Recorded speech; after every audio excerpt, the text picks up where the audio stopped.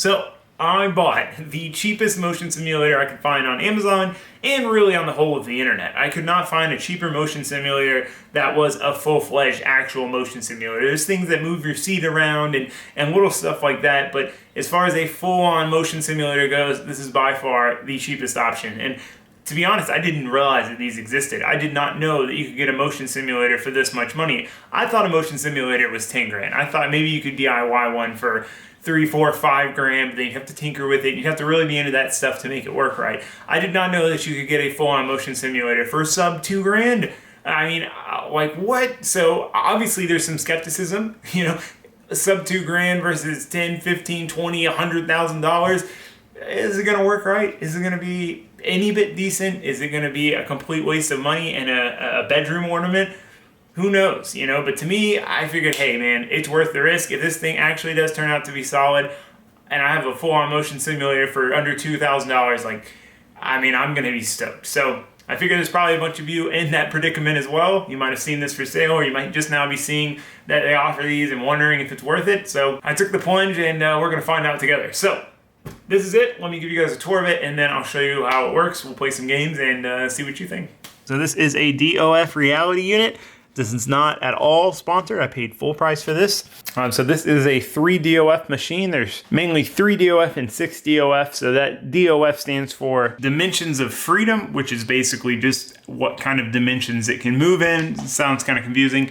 3 is really ideal for racing games. So what the 3 are is pitch front to back, roll left and right, and then yaw or traction loss, which is basically the swinging of the back end, which is really good for video games when the car is sliding. If you're drifting, if you're road racing and the car kicks out, you have that motion to feel that the car is getting sideways and correct it. So how does it work? Well, you've got these 2 motors in the front here. You can see they're attached with these rod ends here. So these push the frame up or down. If this one goes up and that one goes down, then it's gonna go left. If this one goes down and that one goes up, it's gonna go right. They both go down, front's gonna go down, they both go up, front's gonna come up. And how all that works is this U-joint set up here. So as you can see, there's a U-joint there, and that allows it to pitch forward and left and right. And basically everything is riding on that in the front 2 motors.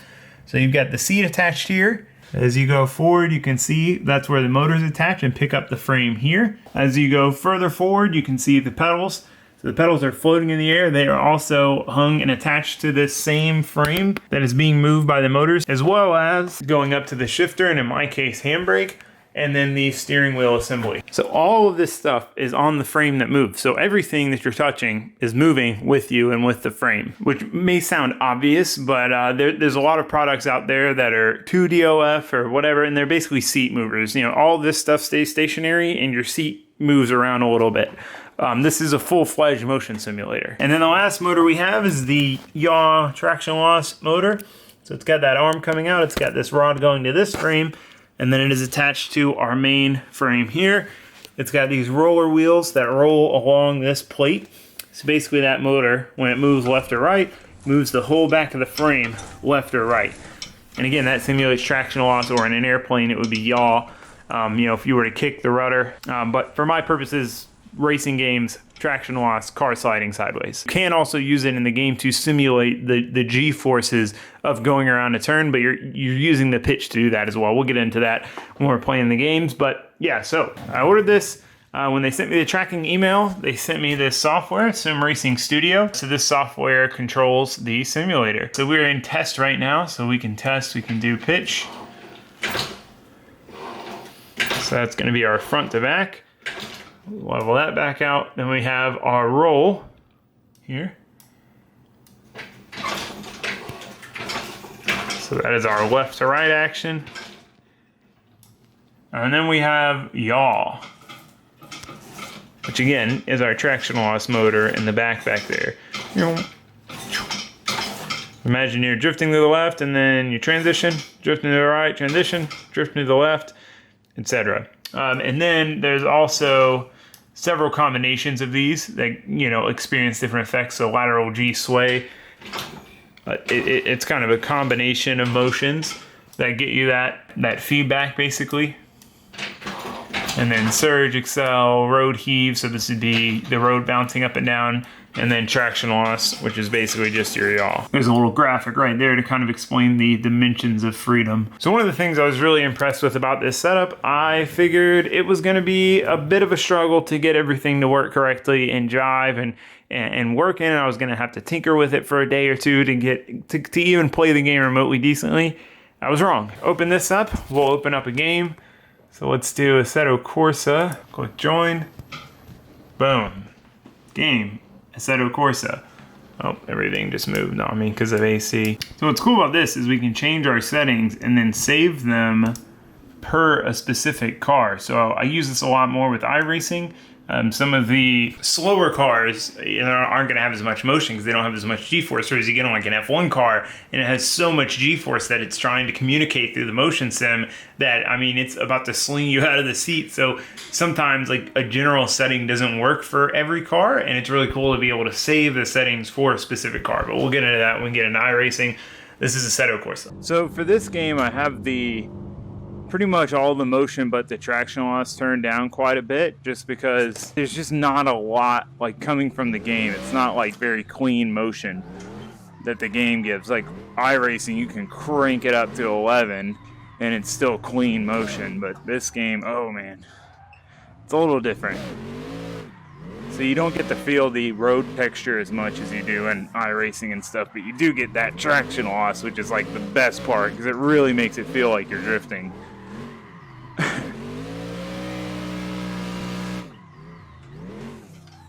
There's been a couple times I forgot to turn the motion sim on and I started playing again and I'm like, whoa, this is so weird. Oh, we're going into the wall. Yep. This one gets hairy. Fourth gear. Oh, I forgot I have a handbrake now. I just put the handbrake on recently. Yeah, I need to try turning the accel and decel back up a little bit. I think when I do, it just gets kind of, I don't know, uncomfortable. It works fine, but it's just like, I don't know. The main motion I'm trying to feel is the back sliding around. But when I do have the tilt, you can really feel when you left foot brake, you can feel the front suspension like load up on you.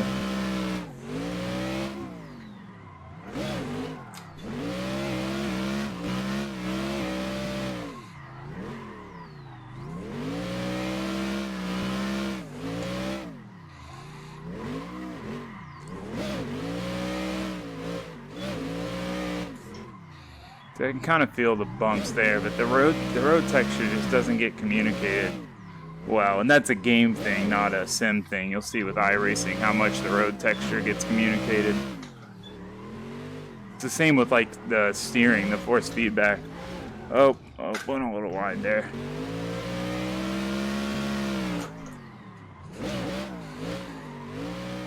Oh, we're gonna hit the wall. Oh, I thought I pulled out of it. I didn't. I wish there was someone on here to tandem with, but you get the idea. You can see what it's doing. But I mean, with VR and everything, it feels real like that. You know, obviously you didn't feel it. I was going to say, did you feel that? But it just feels so cool.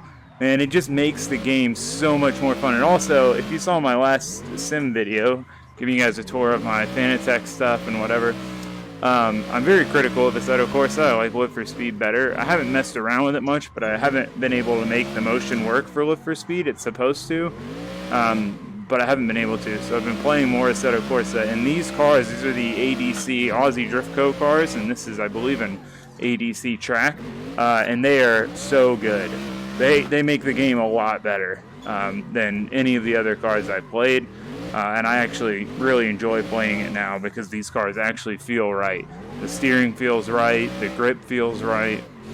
That was my biggest problem with the Assetto Corsa, is like the grip and the steering. The steering just always felt so numb. It felt like just nothing was happening in the steering wheel. Like you would get no feedback at all. Whereas these cars, the steering feels right, the self-steer feels right, the grip feels right. When you get on throttle, they go. When you e-brake, they slow down and scrub speed, like that.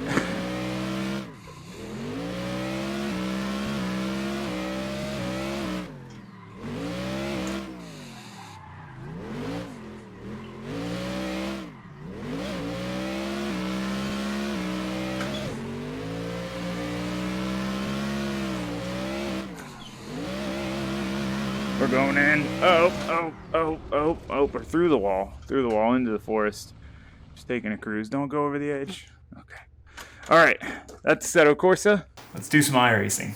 The only problem I've had with this thing so far is that the software, when I go from game to game, and sometimes just mainly, when I go from game to game, will just turn off, and I'll get in, and I'll get set up, and I'll go, and I'm like, well, I don't have any motion. All I have to do is click the app and turn it on.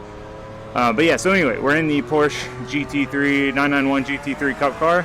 This is a good middle ground car. It's not super crazy, but it is, a fast car. It's not a Miata or something. And I have the motion turned down quite a bit because I've been doing a lot of races with this, and with the motion turned all the way up, it's exhausting at times to try to do 30 laps, 30-minute stint. Oh man, we are not off to a good start. Ugh. I haven't driven this track in a while. It's a fun one though.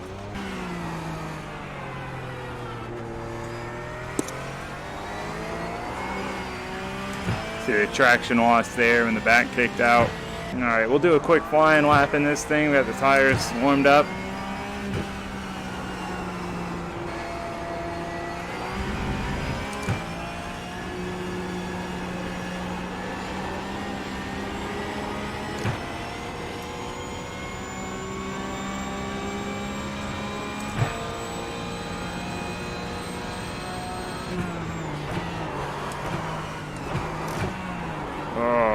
Almost blew it.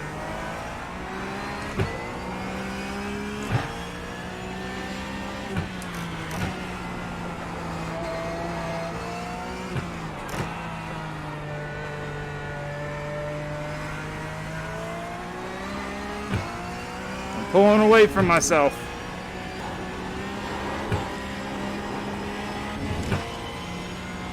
Oh, that wasn't a particularly clean lap. Like 3 seconds behind my fastest lap, but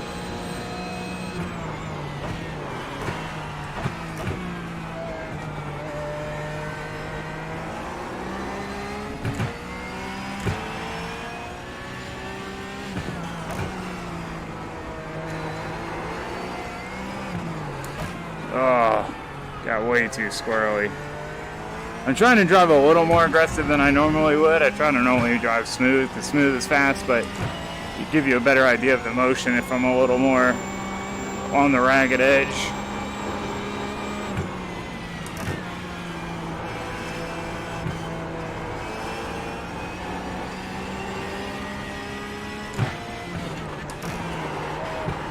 Come on, the turn-ins. It always takes me a few laps to get to nail. Oh, we're way off this one. Sliding around a little bit.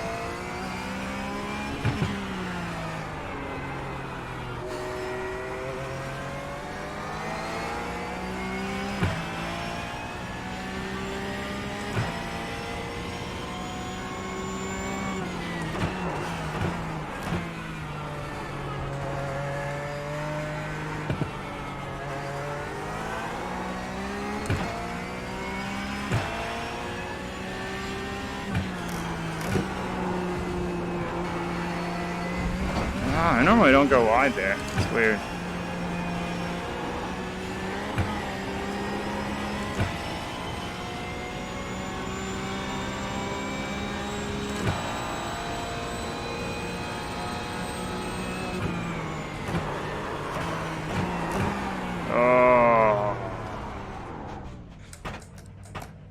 Alright, so that is iRacing. That's like I said, a pretty median level. It's a pretty quick car, not a crazy car, and mid-range on the motion settings. So now we're gonna go to an F1 car and go a little higher on the motion settings, and you see what this thing can really do because it gets wild. Wild. You'll see. Alright, F1 car, Road Atlanta. The reason for Road Atlanta is the Formula Renault 2.0 series, which is like the most basic of open wheel F-style cars, if you want to call them that. I did a lot of races here in that, and I tried it in the F1 car for the first time, and I was like mind blown by how this thing is, how much power and grip it has. And it feels unreal. I'm doing a light warm-up lap, but it feels unreal that you could go through this track this fast. And I looked it up, and there has been an F1 car at Road Atlanta. My time, fastest time, 1:03.9. I haven't spent that much time on it, but the time in the actual F1 car in real life was like a 59. So it's just crazy. You'll see what I mean. But yeah, the F1 car in the motion sim is absolutely insane. Because it feels insane to try to drive the F1 car in this game, period. But trying to drive it when you're getting thrown around, like we get thrown around, it's wild.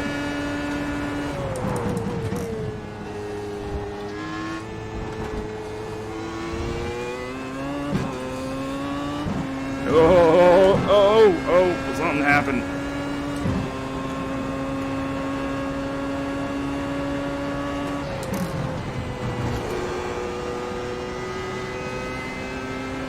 Oh, man. This track's hard with these, like anything like this fast, because your turn-in points are mostly before you can see them. Oh, I blew it. Don't wreck it. All right, we're good.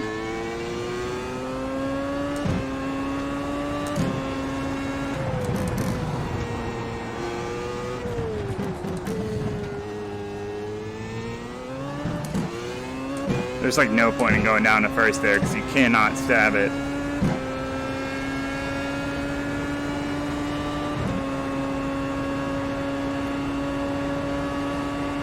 Yeah, this is a really hard track in these cars. It's crazy how late you can break into this one.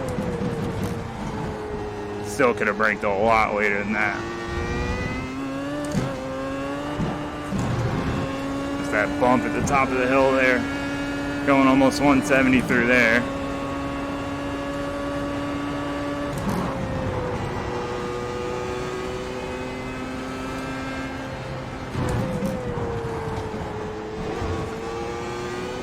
Missed my turn in there.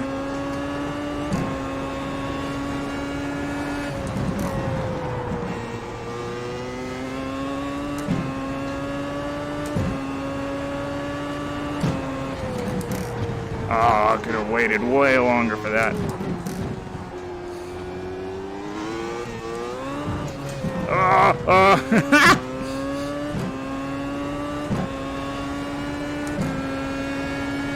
Like, this is as close as I'm gonna get as a normal guy to driving an F1 car, you know? Like, it just feels absurd.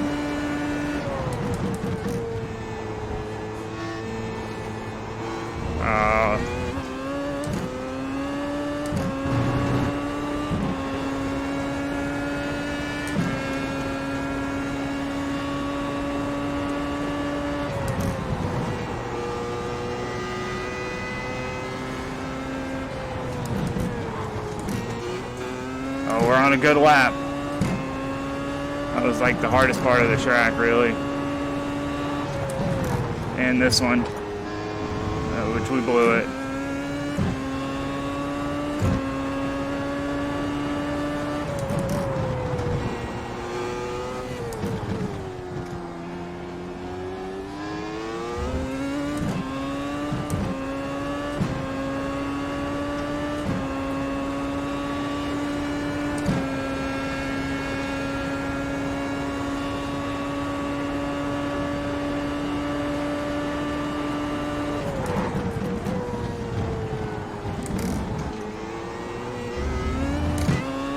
Oh no! 360. Oh man, that was a good lap. I'll have to show you guys what it's like to wreck. I almost don't want to because it hurts, man. You'll see.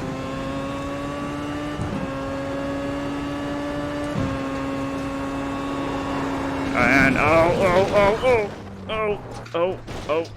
That wasn't that bad. Sometimes it's really rough. Oh, all right.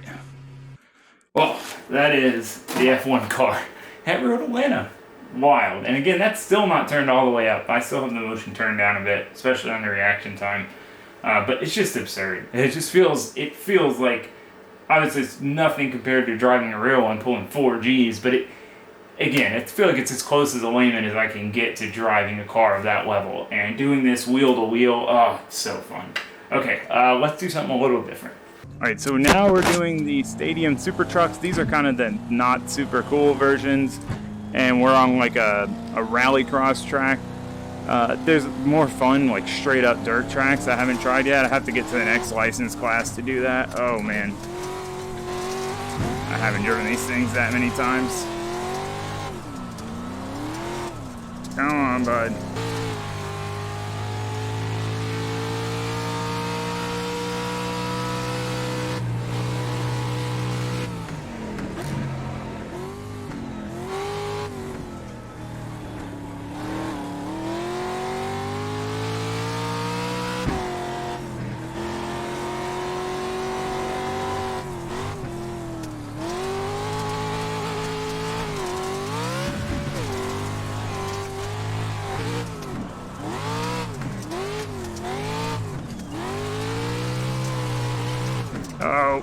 Oh. I might have hit the wall. Oh, we missed the jump. We just missed the jump entirely.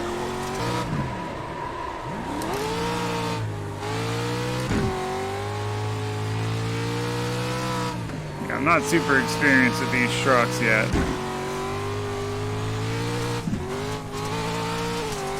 Oh, we're gonna go wide. Oh, we're good.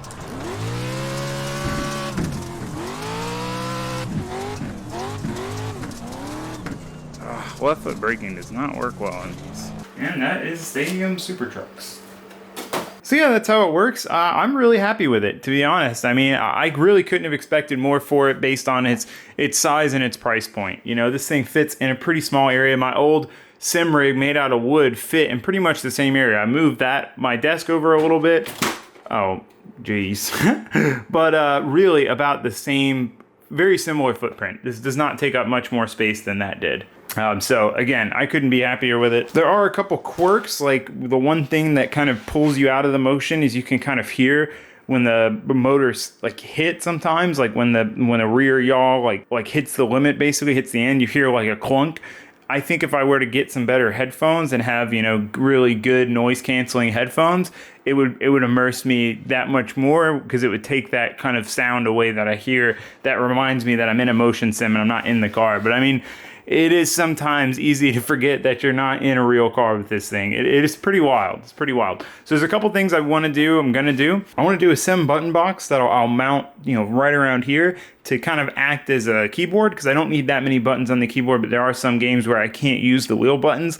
I need kind of an external button source, and it'd be nice to have the buttons. It's a pretty cool little pad. It's like carbon fiber. It has like car looking switches, so it'll look at home. It'll look neat, but that'll be good for just certain things that I have to do. And then I got this little scroll wheel mouse. So instead of having to move a mouse on a pad, it's just a little ball and then a clicker, which will be really handy for a lot of games where you have to use a mouse to click stuff. Right now I have to, you know, get up, get out, have the VR on over there, go press escape, come back, get back in. So this should allow me to go, you know, navigate through everything without having to get up and in and out so many times. So that's kind of the plan. I want to mount this kind of like somewhere right around here. Just maybe make a plate and mount it there.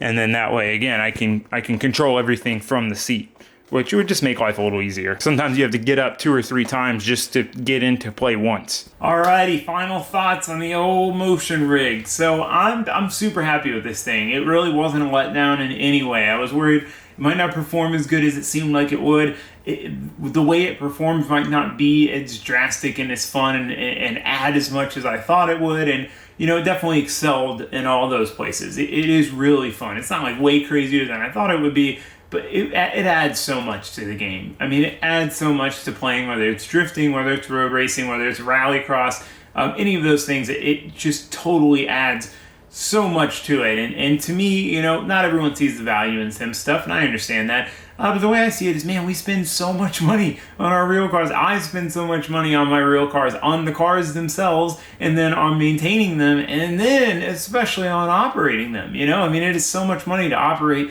really any form of a race car, a road race car, you know, especially wheel-to-wheel stuff, drifting. You know, for me, at 2 out-of-state drift events to compete in Lone Star Pro-Am with my LS Miata, which is a pretty affordable car to run, cover the cost of the motion sim. You know, I can do thousands of laps on here and road racing and rally, you know. And again, this will never replace a real car. It never will. I mean, for so many reasons. A real car, real friends, people, going places, to traveling out. It'll never replace that. And my goal has never been for my sim to replace driving in real life, but it is a good way to offset it when there's not events. I bought a 206 kart to go do wheel-to-wheel racing, and in the 8-10 months I've had it, I've only done one race because all the races fall on the same weekends as my major out-of-state drift events, and obviously I can't control when the events are, but I can control when I want to go racing on the sim. I can get done at the shop at 9 o'clock, I can come in here, I can hop on a race, and I can go take a shower, go to bed. And that's what's so cool about it. You can play it anytime, and there's no prep. There's no getting ready, loading up, hooking up the trailer, going, mounting tires, just aligning the car down, bolting. There's none of that. You just turn it on and go.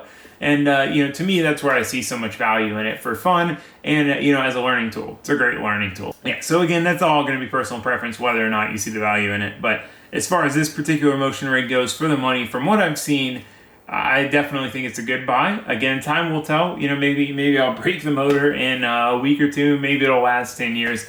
We don't know that yet, but it does perform definitely as good as I expected. So I guess with that, I'll leave you to your vices and let you decide for yourself if you want to take the plunge or not. But otherwise, if you guys have any questions, let me know. And yeah, that's about it. Thanks for watching. Thanks for subscribing. Bye-bye.